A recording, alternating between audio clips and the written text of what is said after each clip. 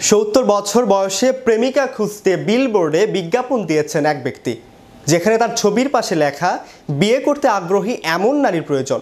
অবাক হলেও সত্য, বিজ্ঞাপন দিয়ে বেশ সাড়া পেয়েছেন তিনি। বিস্তারিত থাকছে ডেস্ক রিপোর্টে। বয়স 70 বছর, আর এই 70 বছর বয়সেই 22 বছর তরুণের স্বাদ নিতে চান। তাই তো প্রেমিকা খুঁজতে বিলবোর্ডে বিজ্ঞাপন দিলেন তিনি। এআই গিলবার্টস, তার বয়স এখন 70 বছর।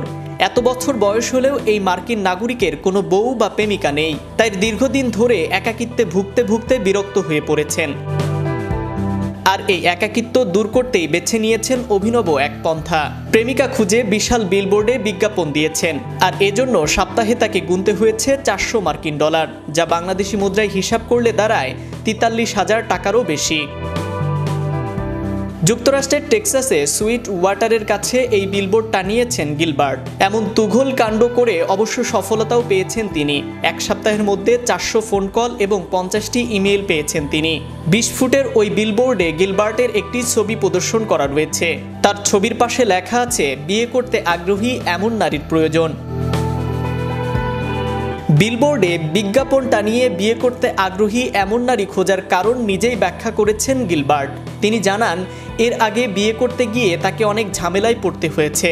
সে সময় অনেকে তার অর্থের পরিমাণ জানতে চেয়ে যোগাযোগ করেছেন। তবে এবার আর সেই ফাঁদে পা দেবেন না তিনি। একজন সঠিক মানুষের দেখা পাবেন বলে আশা করছেন এই বৃদ্ধ। গিলবার্ট বলেন, আমি সঠিক ব্যক্তির সঙ্গে দেখা করতে চাই, কিন্তু আমি এখনও সেই ব্যক্তির কল পাইনি। যদি আমি সঠিক ব্যক্তির দেখা পেয়ে যাই, তাহলে আমি তার চোখের দিকে তাকিয়ে সে কিভাবে জবাব দেয় তা পর্যবেক্ষণ করব। এমনকি সঠিক মানুষের দেখা পেলে আমি ইউরোপ পর্যন্ত যেতে রাজি। বিভিন্ন মানুষকে তার প্রেমিকার জন্য অসাধ্য সাধন করতে দেখা যায়। কেউ বা বানান সম্রাট শাহজাহানের মতো তাজমহল, আবার কেউ হন বনবাসী। তবে এবার নিজের প্রেমিকাকে খুঁজে পেতে বিলবোর্ডে বিজ্ঞাপন দিলেন 70 বছর বয়সের এক বৃদ্ধ।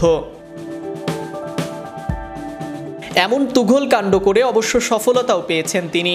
এক সপ্তাহের মধ্যে 400 ফোন কল পেয়েছেন, আর 50টির মতো ইমেইল পেয়েছেন। তিনি দীর্ঘ এই বিলবোর্ড টানিয়ে তার প্রেমিকাকে খুঁজছেন। এই 70 বছর বয়সে তিনি নিতে চান 22 বছরের তরুণের ফিল। Naim Ahmed, channel Europe, news desk.